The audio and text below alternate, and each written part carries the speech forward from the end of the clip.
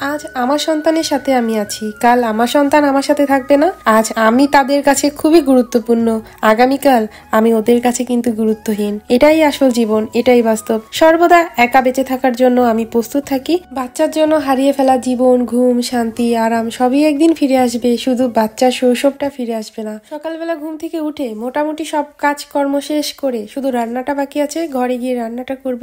মেয়েকে নিয়ে একটু ঘুরতে বের হয়েছি, কারণ ওদের স্কুল বন্ধ। এখন ফুলগুলো আমি ধরেছি, ওরও ধরতে হবে।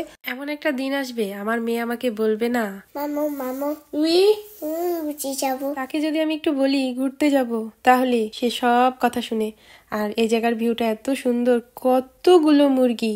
দ্রব্যমূল্যর দাম বাড়ছে, কিন্তু কিন্তু আমার মনে হয় বিদেশে যারা আছে তারা মুরগি ছাড়া ভাত খায় না।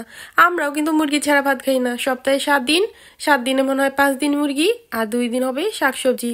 মুরগির থেকে শাকসবজির দাম বেশি, মুরগির দাম কম। এই মুরগিগুলো কি বিক্রয়ের জন্য? আমি ঠিক বলতে পারি না। বিক্রয়ের জন্য হলে আমি একটা কিনতাম। অনেকটা বেলা হয়ে গেছে, প্রায় 12টার কাছাকাছি।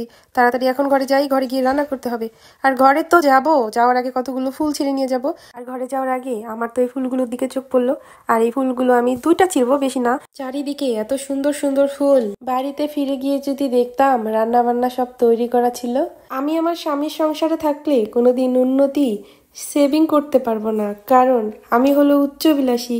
যেমন ধরেন, রাস্তা দিয়ে হাঁটার সময় কত সুন্দর সুন্দর ফুলের সাথে দেখা, কিন্তু আমার নজর সবসময়ই যায় জংলি ফুলের দিকে। আজকে তো কতগুলো শাক নিয়ে এসি, এগুলোকে এখন বাটা করব।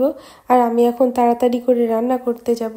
আমার হাজবেন্ড সবসময়ই চায় আমাকে ভালো জিনিসটা কিনে দিতে, ভালো ব্র্যান্ডের পোশাক আশাক এগুলোও কিনে দিতে, কিন্তু আমি কিনি না। কারণ আমি ভাবি এইসব দামি জামা কাপড় দিয়ে আমি কি করব, ওই 1 দিন 2 দিন পরলে পরে এগুলো পরে থাকে। তার জন্য আমি বেশি দাম দিয়ে জিনিসপত্রও কিনি না। যে বললাম না আমি উচ্চবিলাসী, আসলে আমি মানুষটা উচ্চবিলাসী না। আমি তাদের কাছে উচ্চবিলাসী যারা আমাকে হিংসা করে।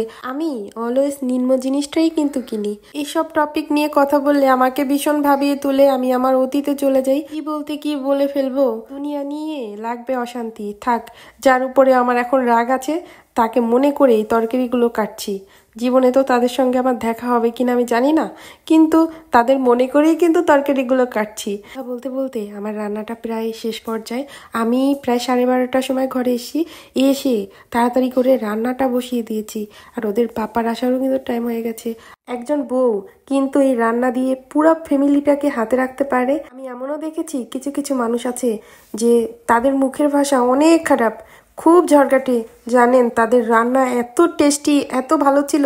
এই সবজিটা ডিম দিয়ে রান্না করলে আমার ভীষণ ভালো লাগে, কিন্তু এই মাছ দিয়ে আমার তেমন একটা ভালো লাগে না। মেয়ের জন্যও কিন্তু খাবার রান্না করছি, এই যে নুডলস রান্না করছি। মানিয়ে গুছিয়ে তো অনেকটা বছরই পার করলাম। তাকে এখন খাবারটা দিব আর ঘরের সব কাজগুলো শেষ করব।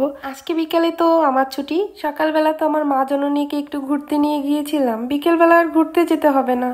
ওদের বয়সটাই তো খেলাধুলা করার বয়স। এখন বাজে প্রায় 10টার কাছাকাছি। আমি আর আমার মেয়ে মিলে টিভি দেখছি। তাহলে আজকের মতো টাটা।